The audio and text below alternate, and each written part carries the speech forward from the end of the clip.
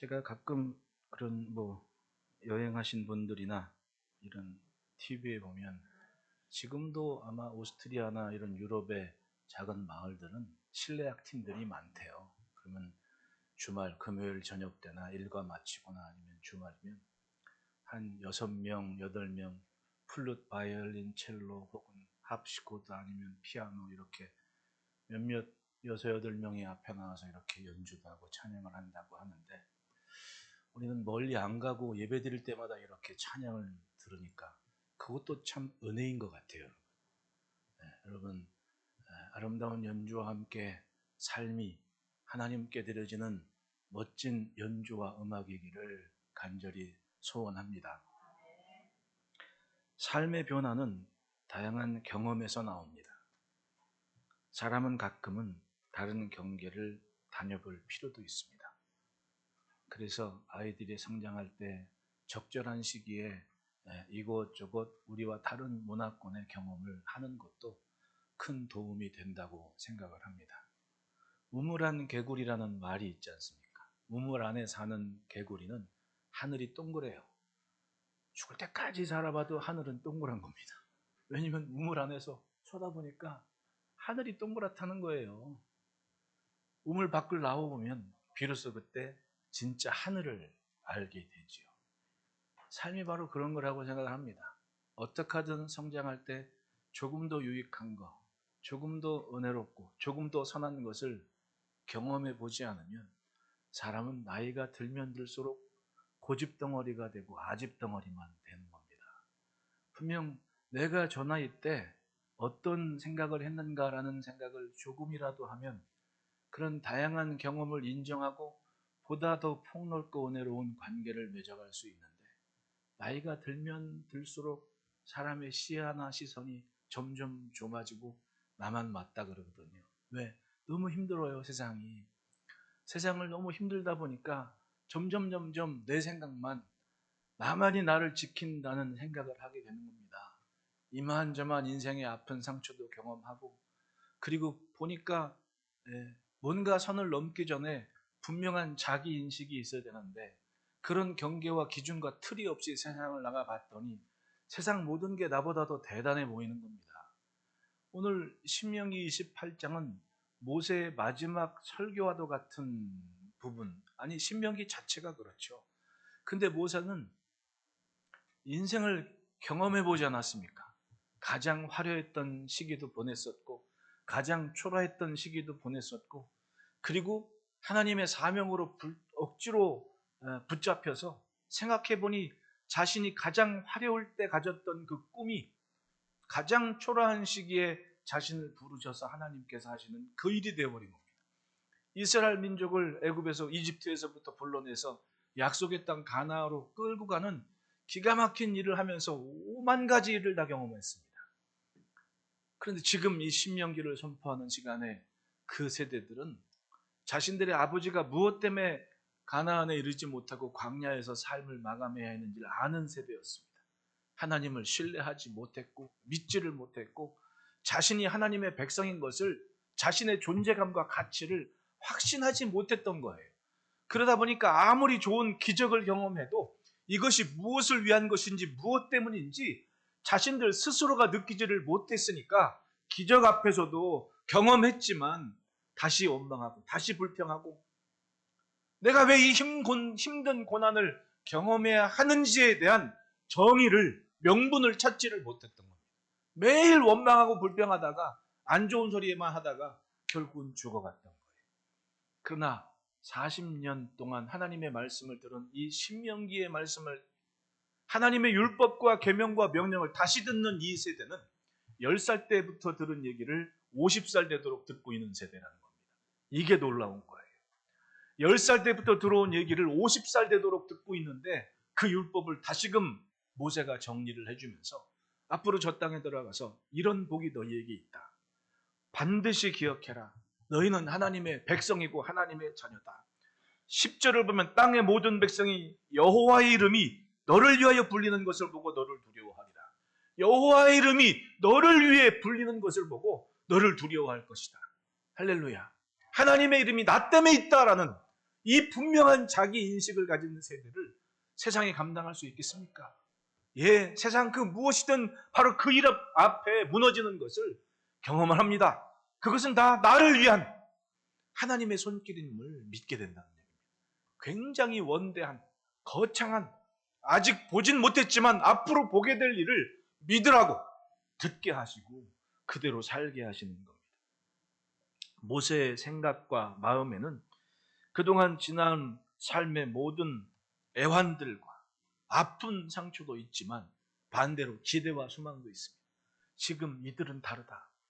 나는 비록 가나안에 가지 못했지만 이들은 분명히 이룰 하나님의 복이 있다. 얼마나 신납니까? 들어와도 복을 받고 나가도 복을 받고 성에서도 복을 받고 들에서도 복을 받고 뭘 하든지 잘 되는 그런 시대가 이들 앞에 있을 것을 믿음으로 보며 축복하는 거예요. 할렐루야. 따라합시다. 나는 하나님의 백성이다. 그 자기 인식이 미래를 밝히 보게 했고 그동안 들어왔던 말씀에 담긴 미래를 믿게 했습니다. 그 다음은 자기 신분에 여러분 사람이 도리에 맞게 사는 게 쉬운 일이 아니에요. 여러분 나이가 들면 들수록 그걸 느끼지 않습니까? 내 신분, 내 도리에 맞게 사는 것. 학생은 학생대로, 청년은 청년대로, 또 엄마는 엄마대로, 아빠는 아빠대로, 어른은 어른대로의 자기 도리에 맞춰 사는 게 결코 쉬운 일이 아닙니다. 아마 어려서부터 이것만 기도 제목 삼아도 평생 천국 가도록 실수하지 않는 인생이 될 겁니다. 모자람이 없는 인생이 될 겁니다. 왜? 도리에 맞게 사는 게 결코 쉬운 일이 아니에요. 어떤 때는 사람 구실도 못하는 사람도 있더라니까요. 왜? 도리를 잃어버린 겁니다. 하나님의 백성의 도리를 감당하는 게 그게 따지고 보면 굉장히 많은 것 같은데 또 그렇지도 않아요. 여러분 신명기 28장까지 올 때까지 여러분 순간순간 강조되는 부분 한번 보십시오. 모세는 말씀을 선포하면서 새로운 변화된 환경과 하나님의 복을 얘기할 때에 단을 쌓는 것, 예배, 그리고 번제와 화목제물 드리는 것, 그 다음 11조 드리는 것, 이 세 가지를 항상 강조해요. 이게 바로 믿음의 도리고 하나님의 백성의 가장 근본적인 경제활동과 사회생활의 근본이라고 얘기합니다. 왜? 모든 것이 하나님 앞에서 시작되고 하나님 앞에서 마무리되는 것을 새로운 땅 가나안에 들어가서 평생 이집트에서 종살이했던 백성들이 지켜야 될 하나의 윤리와 도덕과 신앙으로 말씀을 했던 거예요. 계속 반복되면서 그걸 얘기했던 겁니다. 어쩌면 모세가 이걸 정리하기 전에 야곱부터 그런 것을 확실하게 선언을 하지 않습니까? 야곱은 자기가 하란으로 형 에서를 피해 도망가는 또 자기 신부감 찾아오라는 엄마 아빠의 말 때문에 하란으로 가다가 베델에서 잠들었다가 사닥다리를 본 겁니다. 근데 사닥다리에서 천사가 오르락내리락 보고 나서는 야곱이 얘기하지 않습니까? 나 몸성이 약속을 믿고 이 땅에 다시 돌아오게 될 때 하나님은 내 하나님이고 나는 내 소유의 10분의 1을 하나님께 드리겠습니다. 11조라는 얘기는 출애굽기에 나와요. 근데 야곱은 그때 이미 내 소유의 10분의 1은 하나님 겁니다라고 하나님께로부터 오는 복을 사모하는 믿음을 가졌다는 겁니다. 내 도리를 다하겠다는. 그랬으니 그 후손들이 어떻게 됐습니까? 아버지와 할아버지와는 다르게 야곱의 12아들들이 이스라엘 12지파의 조상이 되어버린 겁니다. 그 다음일 수도 있었잖아요. 근데 하필이면 야곱의 때에 그런 일이 있었던 것은 다른 게 아닙니다. 하나님 앞에 자신의 정체성과 하나님의 것을 사모하는 그 열심, 나 이거 아니면 죽을 수도 있습니다는 간절한 부르짖음이 결국은 하나님께서 하실 일을 야곱의 때에 펼쳐준 거 아닙니까? 여러분 기왕의 신앙의 명가가 될 거 그런 복을 받으시기를 축복합니다. 뭘 해도 안 되는 사람이 있게 하면 안 되는 자에 들어가서 잘 되게 만드는 사람이 있어요. 그것이 복 있는 사람이 사는 땅이 복되게 되어지는 은혜로운 비결입니다. 기왕이면 여러분들의 가정이 그런 복을 펼쳐가는 하나님의 도구로 서기를 축복합니다. 하나님의 백성은 세상의 원리와 핵심을 바꿔갑니다. 10절 말씀처럼 땅의 모든 백성이 여호와 이름이 너를 여기는 것을 보고 너를 두려워하리라. 이때 당시에 가나안은 바알이 모든 경제활동의 중심이었습니다. 왜냐하면 농사 짓는 것이고 바알 앞에 추수한 거 그리고 바알 앞에 씨 뿌리는 거 그 모든 것이 바알 앞에서 이루어진 행위였다는 거예요. 그런데 이스라엘이 가나안 땅 들어갈 때는 이게 확실하게 변화됩니다. 바알은 다 부숴버리고 이스라엘 백성들이 일하는 거 보니까 전부 다 하나님 앞에 단을 쌓고 자기들은 바알 앞에 예물을 드렸는데 이들은 하나님 앞에 번제를 드리고 화목제를 드리고 잔치하면서 자기들하고 삶의 규모가 달라진 겁니다. 그랬으면 자기들보다 못 살아야 될 거 아닙니까? 근데 웬걸요? 이 사람들이 오히려 자기들이 차지했던 걸 다 차지해버리고 어떻게 됩니까? 자기들은 노예가 돼버리는 거예요. 고대의 전쟁은 신들의 전쟁이었어요. 그러니 하나님의 이름으로 사는 이스라엘 백성이 번번이 승리하는 그 전쟁, 그 싸움에서 여러분 가나안이 느낀 것은 뭐겠습니까? 저들은 하나님의 백성이고 하나님이 저들에게 있다. 그 순간부터 그동안 가나안 땅을 수백 년 지켜왔던 삶의 하나의 시스템이 붕괴되어지고 새로운 시스템이 정립이 된 겁니다. 하나님께서 복 주시는 땅. 여러분 그 복이 여러분들의 가정에 있습니다. 믿으십니까? 네, 말씀에 기록된 것을 믿는 믿음을 가지고 한없이 축복하며 하나님의 복을 누리는 가정이 되시기를 축원합니다. 하나님의 말씀은 분명히 역사하는 힘이 있습니다. 하나님의 백성은 하나님을 품고 하나님 앞에 삶의 도리를 다하며 사는 그 백성이 있을 때 분명히 세상은 달라집니다. 따라합시다. 오늘 사는 모습이 내일 만날 모습이다.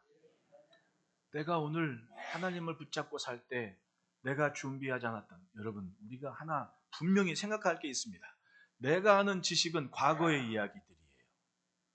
과거에 이랬던 하나의 원리와 시스템이 집약됐고 그게 어느 순간 내 머릿속에 들어와서 이게 지식이 된 겁니다.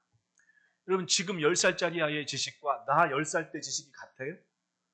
달라요. 나 10살 때 전화는 이거였어요. 중학교 가니까 누르더라고. 20원 넣어야 전화 있습니다. 20원 넣어야. 근데 지금 애들은 딱 휴대폰 딱 들고 아니면 전화 운전하다가 딱 아무개 그럼 딱 이야 세상이 이렇게 달라지는데 이 시대를 10살짜리가 사는 지금 이 앞에 앉아있는 우리 유시엘 씨의 10살 때 세상과 나 10살 때의 세상은 천지개벽을 하는 세상 아닙니까? 지식은 과거의 것들이에요. 근데 믿음은 아직 결정되지 않은 미래의 영역인 거예요. 하나님은 과거의 지식이 안주했던 시대에 아브라함에게 너 내가 내게 지시할 땅으로 가야 돼. 믿음이 대단했던 것이 그 말씀에 지식을 넘어서 믿음을 갖고 맞춘 겁니다. 미래를 맡긴 거예요. 그리고 하나님의 말씀이 들리는 그 시간까지 거침없이 장막 거듭되면서 기어이 헤브론 땅까지 브엘세바까지 이른 아브라함 보십시오. 믿음이었거든요. 이건 미래의 영역이었던 거예요. 우리는 미래를 기대하며 사는 인생입니다. 무엇으로 살겠습니까? 하나님께서 말씀하신 그 말씀에 삶의 모든 것을 맞춰 살아갈 때 오늘 살아왔던 과거의 이야기가 아닌 하나님이 가져오시는 그 날을 내 믿음의 열매로 맞이하는 거예요. 여러분 매일 그날을 누리시기를 축복합니다. 그것 때문에 모세는 자기의 마지막 설교에 자기의 삶을 다해서 경험을 다해서 이스라엘에게 선언을 하는 겁니다. 첫째 따라합시다. 행동의 결과를 만난다. 모세의 설교를 쭉 정리해보면 맥은 그렇습니다. 인생은 항상 행동의 결과를 만나게 됩니다. 1절과 25절을 비교하면 신명기 28장 2절에 내가 내 하나님 여호와의 말씀을 삼가 듣고 내가 오늘 내게 명령하는 그의 모든 명령을 지켜 행하면 내 하나님 여호와께서 너를 세계 모든 민족 위에 뛰어나게 하실 것이라. 내 하나님 여호와께서 너를 세계 모든 민족 위에 뛰어나게 하실 것이라는 이 한 문장 가지고 평생 기도하며 사업가가 된 사람이 있어요. 진짜로 세계적인 사업가가 된 사람. 이 말씀이 자기의 인생의 이정표가 된 겁니다. 나 꼭 그렇게 될 겁니다. 그리고 도전한 인생이 있다니까요. 아무것도 하지 않은 사람이 있는가 하면 뭔가를 한 사람이 있습니다. 그게 차이 아닙니까? 25절을 보면 여호와께서 내 적군 앞에서 너를 패하게 하시리니 넌 내가 그들을 치러 한 길로 나가서 그들 앞에서 7길을 넘어갈 것이며 내가 또 땅의 모든 나라 중에 흩어지고 이게 바로 행동에 따른 결과라는 얘기입니다. 아마도 구약의 이스라엘의 역사를 보면 확연하게 그걸 알 겁니다. 하나님을 존중하는 이스라엘이 기업을 꾸리고 잘 살았습니다. 근데 사무엘서 4사기를 한번 보십시오. 어떻게 됐습니까? 사무엘상서 이전에 왕을 구하기 위해 사사시대 시대에는 도리가 무너지게 된 겁니다. 하나님의 백성으로 해야 될 짓을 못하고 사는 거예요. 그리고 뭐라고 얘기하면 사사기의 특징 한 구절이 자기 소견에 옳은 대로 행하더라는, 내 맘대로 산 겁니다. 그러니까 하나님 앞에 예배하고 번제물 드리는 거지, 자기 집 뒤에 산당 하나 만들고 거기서 다 해버리고, 귀찮거든요. 이게 더 편한 거거든요. 자기 편리한 대로 자기 뜻에 맞게 자기 맘대로 살다가 어떻게 됩니까? 맞아요. 적군이 쳐들어왔을 때 예전에는 우리가 나가기만 하면 적군이 7길로 도망갔는데, 이제는 내가 나가서 7길로 도망을 하는 신세가 되어버린 거예요. 이게 이스라엘 역사 아닙니까? 결국은 유다 말미에 그래도 마지막까지 생존했던 남유다의 왕 예루살렘 왕을 시드기야는 어떤 종말을 맞이합니까?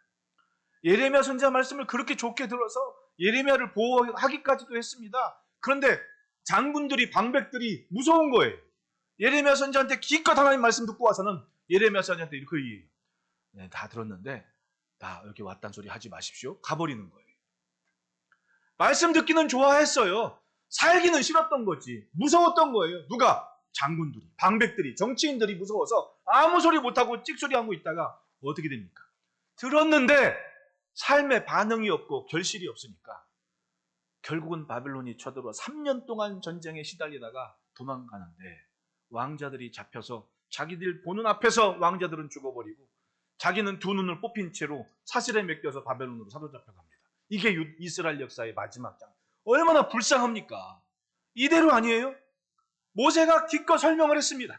말씀을 다 듣기고 본분을 다하면서 믿음을 지키면 너희는 무조건 복된 도구가 되고 하나님의 이름이 너희를 위하여 불리는 것을 온 열방이 다 알게 될 거다.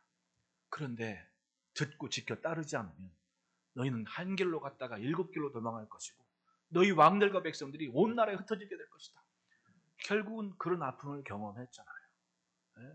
주 70년의 로마에 의해서 이스라엘은 뿔뿔이 다 흩어졌습니다. 언제까지? 1948년까지. 70년에서 1948년까지 1000년이 넘는 세월을 나라 없는 백성으로 곳곳에 흩어지는 신세가 되어버린 거예요. 불쌍하죠. 그 시작이 뭐였습니까? 바로 이거였던 거예요. 행동에 따른 결과가 내가 만날 일이라는 겁니다. 엘리 제사장 때 한번 보십시오. 두 아들이 전쟁터에 어떻게 됩니까? 법궤를 짊어지고 나갔다가 박살이 나고 죽어버립니다. 제사장들인데 뭐 때문에 그래요? 자신들의 삶을 하나님 앞에 두지를 못했던 거예요. 하나님 앞에 두지를 못했던 거예요. 뭘 해야 될 줄도 모르고 어떻게 내가 제사장 노릇 해야 될지를 모르는 겁니다. 여러분, 사실상 가만히 보면 제가 이런저런 목회 생태계도 고민을 합니다. 이렇게 저렇게. 그런데 따지고 보면 여러분들 앉아 계신 이 수십 년 한 교회를 지켜며 달려온 여러분들의 신앙이 어지간한 교육자보다 훨씬 나은 거예요. 네, 그래서 이제는 철저하게 가정 중심으로 갈 수밖에 없다, 시대가. 지금은 이제는 성직도 직업군이 돼버렸습니다. 월급 받는 직업군이 돼서 연봉을 비교해야 되고 처우를 대고 이런 세상이 돼버려요. 물론 지금도 나라 곳곳에 저 척박한 땅에서 오직 사명을 붙들고 씨름하고 애통하는 그런 종들도 많아요.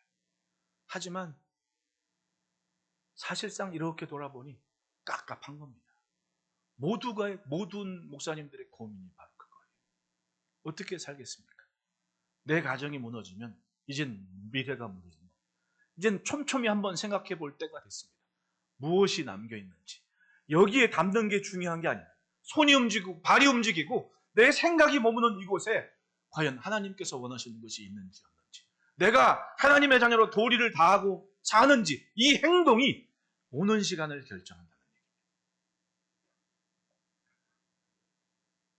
하나님께서 백성에게 원하시는 것은 바로 말씀에 순종하는 신앙이었습니다.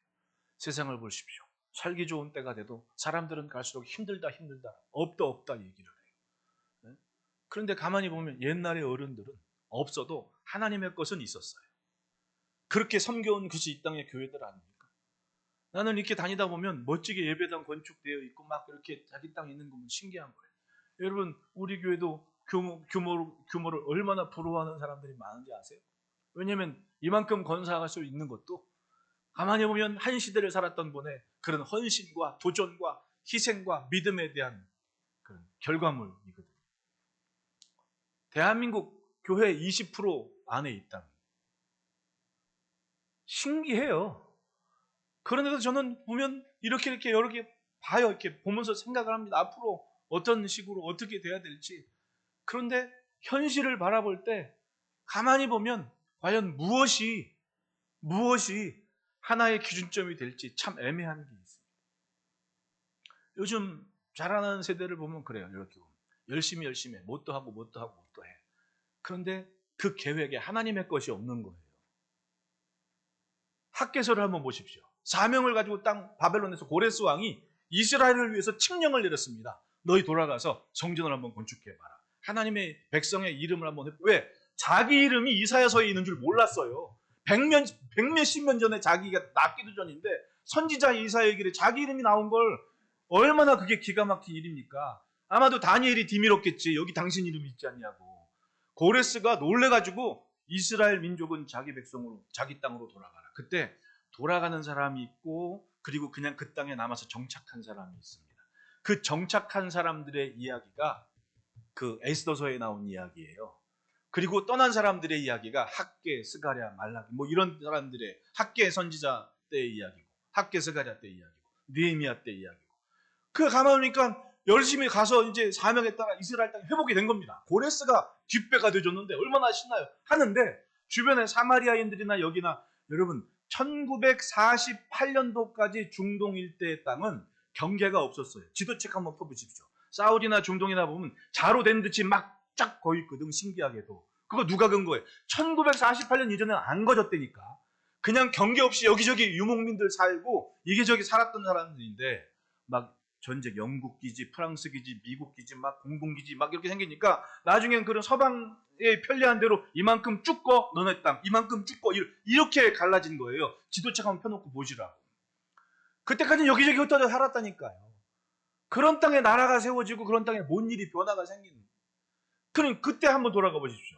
사마리아 사람들이 자기들이 주인인 것처럼 막 해서 뭔가 막 하나님 성전 짓는 이거 방해하고 막 모함을 하는 겁니다. 저거 성전 지으면 반드시 반역할 때니까 정신 차리라고. 그러니까 고레스 왕이 죽고 다른 왕들이 막 이렇게 저렇게 방해하고 이러지도 못하고 저러지도 못하고 상황이 그러니까 학개 선지자가 보는 거예요. 이거 하다가 안 되고 저거 하다 안 되고 그러니까 어떻게 돼? 하나님 앞에 모였던 일들이 해도 안 되는 걸요. 여기저기 뿔뿔이 흩어가지고 자기 사업하기 시작했던 겁니다. 그랬더니 10개를 뿌렸는데 하나뿐이 못 거두는 거예요. 즉 기근과 한재가 계속 되풀이 됩니다. 학개 선지자가 그때 나와서 그렇게 얘기합니다. 야, 우리 한번 잘 돌아보자. 우리가 뭐 때문에 여기 왔냐? 하나님께서 기막힌 구원으로 하나님의 일을 하라고 보냈는데 우린 지금 나 먹고 살자고 바빠서 우리 삶이 지금 무너지고 있다. 10개를 심었는데 하나밖에 못 거두지 않냐? 우리 입에서는 맨날 없다고 부족하다고만 얘기하지 않냐? 정신 좀 차리자. 하나님의 말씀 앞에 다시금 돌아가야 될 때다. 이 학개서 1장 12절을 보면 모든 백성이 그들 하나님 여호와의 목소리와 선지자 학개의 말을 들었으니 이는 그들 하나님 여호와께서 그들을 보내주셨습니다. 말을 들어보니까 우리가 그것 때문에 왔구나. 정신 차리고 힘을 굳세게 해서 기어이 거기다 성전을 세우지 않습니까? 가만히 보면 그들의 삶의 한 시대에 살았던 삶이 그 다음 세대를, 그 미래 세대를 준비하는 모습이 됐던 거예요. 내가 하나님 말씀에 순종하면 하나님은 반드시 함께 하시는 모습을 증거하십니다. 믿으십니까? 여러분 매 순간 하나님을 선택하는 지혜로 하나님이 만드시는 미래의 살기를 주의 이름으로 축원합니다. 둘째로는 따라합시다. 지키면 지키신다. 13절 14절 말씀 한번 같이 한번 읽어보겠습니다. 시작. 여호와께서 너를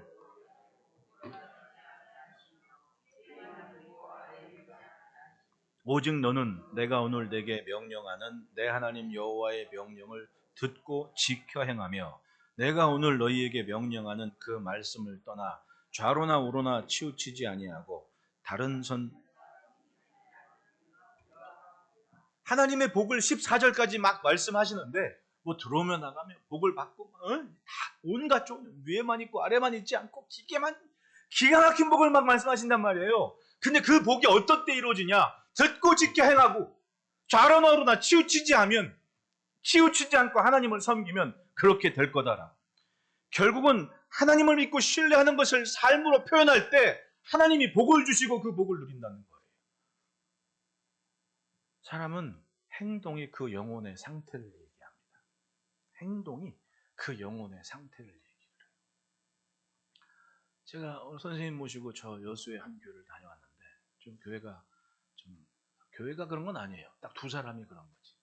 왜냐면 거기 한 성도들이 한 150명 되는데 뭐 권사님들이나 집사님들이나 다 목사님 말씀 순종하고 따른다고 다 그렇게 된 상황인데 거기 당해온 두 사람이 그렇게 막 반대를 하는 것 때문에 할 수 없이 이제 저는 노예 소기로 배속을 했고 임시당회장 선생님이 가셔서 같이 갔어요.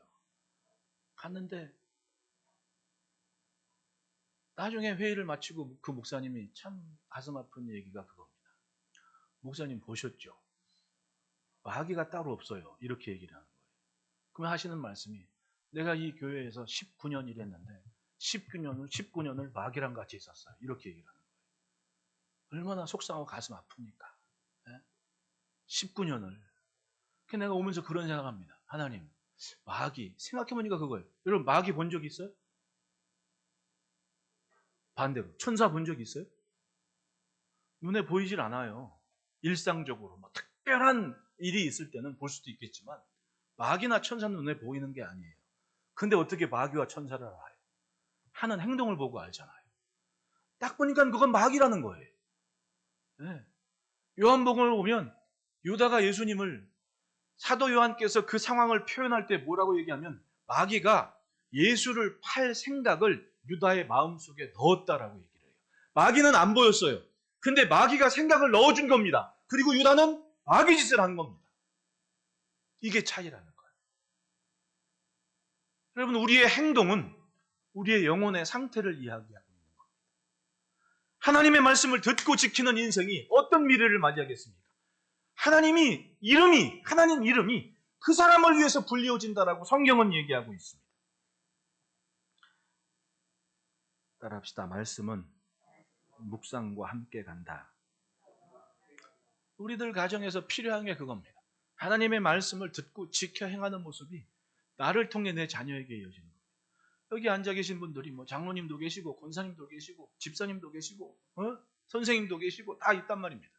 어디서 배웠어요? 집사가 집사 노릇하는 거, 권사가 권사 노릇하는 거, 직분을 갖고 거기에 맞게 행동하는 걸 어디서 배웠습니까? 이거 학교에서 안 가르쳐 주잖아요. 가만히 보니 집사님은 이러더라, 권사님은 이러더라. 그거 보고 배운 겁니다. 가장 가까이 엄마 아빠한테 배웠고, 할아버지 할머니한테 배웠고, 교회 와서 보니 그런 어른들이 지켜가고 그거 보고 배우는 거 아닙니까? 삶에서 그걸 지키는 모습들이 결국은 순간순간의 모습이 돼서 남겨지고 그게 바로 우리의 오늘이 됐던 겁니다. 많으면 많을수록 강하면 강할수록 그런 열매들이 있는 겁니다. 그런 믿음이 쌓이니까 바람이 불어도 비가 와도 홍수가 나도 반석처럼 견고하게 성전을 지키면서 하나님 나라의 본분을 다하는 모습으로 자기 사명을 감당하는 거예요. 여러분 귀한 것이 가정에서부터 지켜지도록 그 귀한 것을 나부터 지켜가는 지혜와 용기를 가집시다. 모세는 여호수아에게 그걸 보여줬고 여호수아는 그런 모세를 자기 모델 삼아서 막 살았어요. 수종 들면서. 성경에도 수종자라고 얘기하지 않습니까? 근데 하나님께서 가나안 땅 들어가는 여호수아한테 말씀을 해요.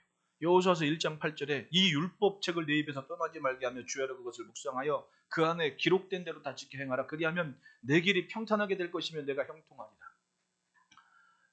40년을 모세 수종 들며 살았는데 겁나죠. 그런 모세가 없는데 자기는 모세가 회막에 들어가면 입까지 지키기만 하고 그랬거든요. 뭔가 나서서 한 적이 없어. 아말렉과 전쟁한 거 말고는. 그때도 모세가 팔을 들면 이겼고 내리면 졌거든요. 모세가 자기의 영적인 어떤 존재인지 여호수아는 압니다. 근데 그런 모세가 가나안 땅 같이 못 가고 그거 네가 해야 돼. 얼마나 겁나겠냐. 근데 하나님 말씀합니다. 이 율법책을 주야로 묵상해라. 지켜 행하라. 그러면 너는 평탄하고 형통할 거야. 이 한마디에 여호수아는 자기의 운명, 자기의 삶을 인생을 맡기고 그 말씀대로 살아왔던 겁니다. 그리고 가나안 정복 전쟁이 다 끝난 다음 이스라엘 앞에서 똑같이 얘기를 해요.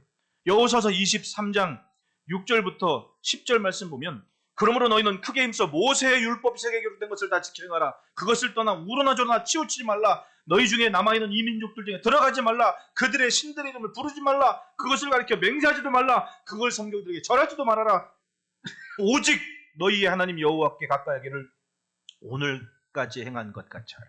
이는 여호와께서 강대한 나라들을 너희 앞에 쫓아내셨으므로 오늘까지 너희에게 맞선 자가 하나도 없느니라. 너희 중 한 사람이 1000명을 쫓으리니 너희 하나님 여호와 그가 너희에게 말씀하신 것 같이 너희를 위하여 싸우십니다.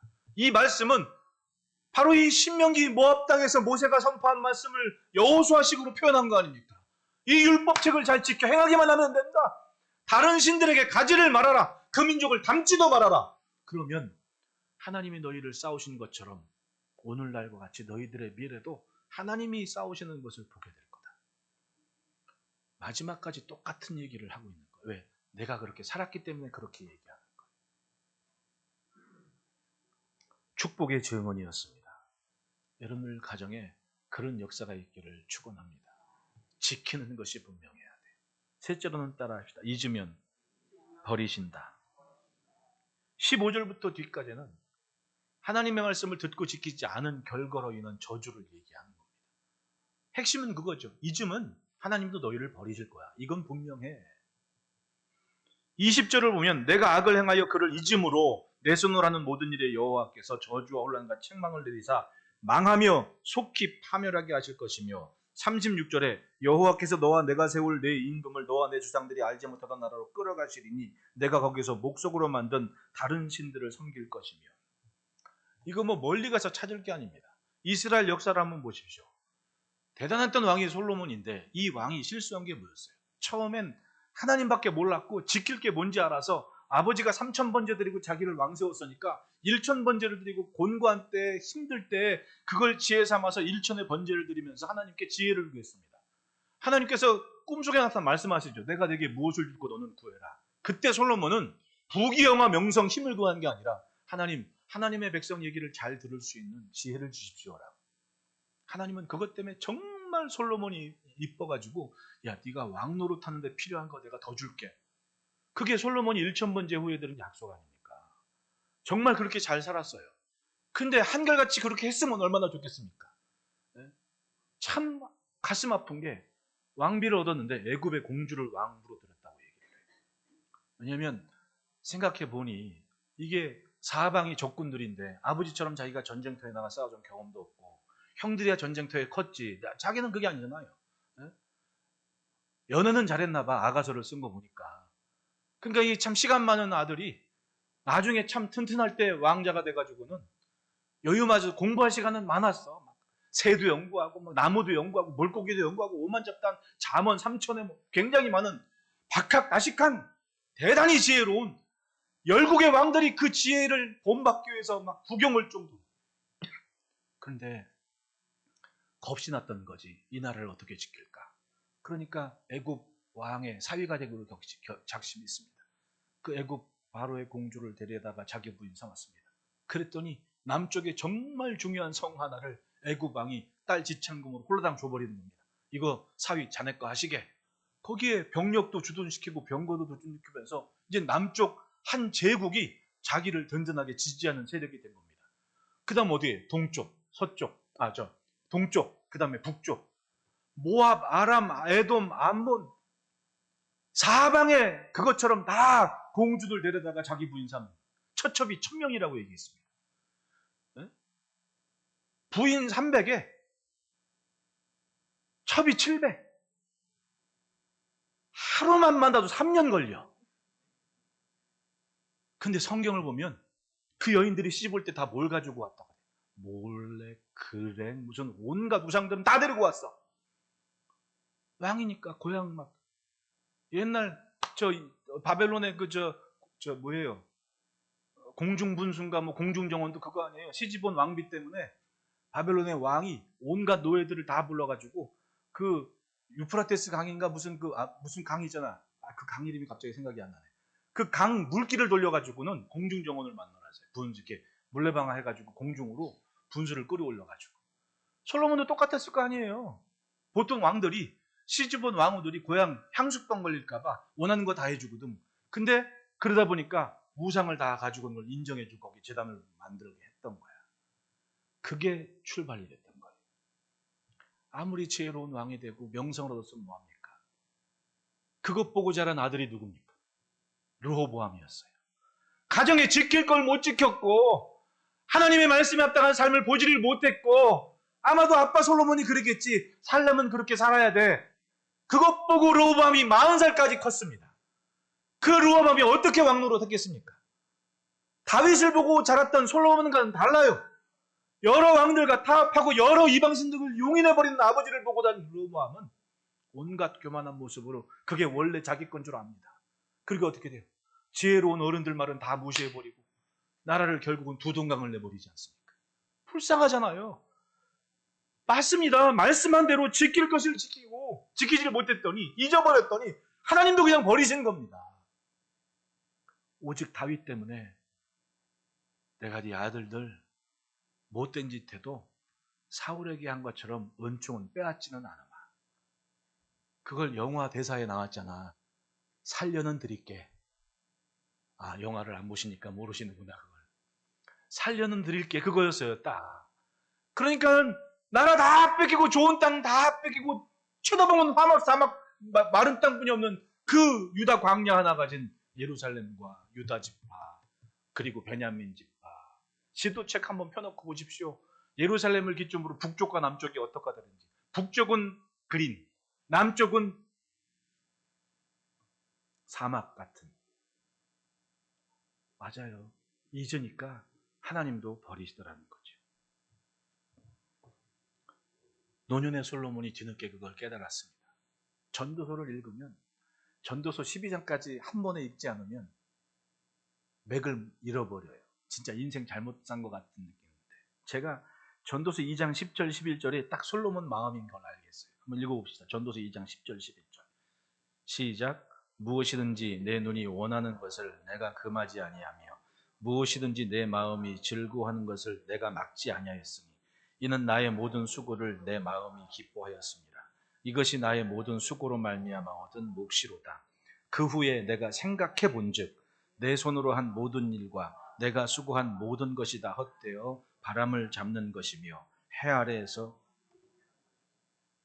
살려고 자기 나름대로 열심히 산 거예요. 이거 옳다 생각하는 것을 하고 기뻐하는 것, 내 마음에 원하는 것을 다 해가면서 결과도 좋았어. 평화로운 세상이 됐고. 근데 그러고 가만히 봤더니 전도서 4장을 보면 근데 내 뒤에 올 자가 우매자일지 지혜자일지 모르겠는 거지. 지난주에도 말씀을 드렸지만 자식 크는 모습 보니 걱정이 되는 거야. 얘가 지혜자일지 우매자일지. 에? 그러니까 이게 헛된 거야. 아무리 어마어마한 나라를 덩어리를 세워놓고 만들어 놓으면 뭐하냐. 나는 천국 가고 남으면 저놈 몫인데 저놈이 과연 지혜자일지 우매자일지 내가 장담을 못해가는 거야. 왜? 40살까지 커가는 1000명이 낳은 아들 중에 그나마 한 놈이야. 그 놈이. 에? 1000명이 낳은 아들 중에 하나가 르호보암이란 말이에요. 그러면 약 1000명 중에 1000대 1의 경쟁률을 뚫고 왕자가 돼서 왕 노릇한 르호보암인데 그나마 장담을 못 하는 거야. 얘가 하나님 앞에 어떻게 살지 생각해보니 헛되구나. 바람을 잡는 것 같구나. 바람 잡힙니까? 잡아보십시오. 다 새버리지. 그게 자신이 쌓아놓은 것, 자신이 이룬 것이고 아무것도 아니라. 그래서 전도서 12장 마지막엔 뭐라고 얘기하니까 그러니까 얘들아 하나님 경외하기를 떠나지 말아라. 이 얘기하고 있는 거예요. 하나님을 잊으면 바람처럼 다 날아가 버리는 게 인생이다.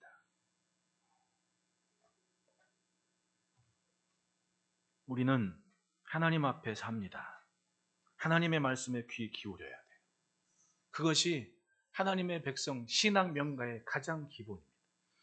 신명기 28장 45절 보면 내가 내 하나님 여호와의 말씀을 청종하지 아니하고 내게 명령하신 그의 명령과 규례를 지키지 아니함으로 이 모든 저주가 내게 와서 너를 따르고 내게 이르러 마침내 너를 멸하리니 62절 너희가 하늘의 별같이 많을지라도 내 하나님 여호와의 말씀을 청종하지 아니함으로 남은 자가 얼마 되지 못할 것이라.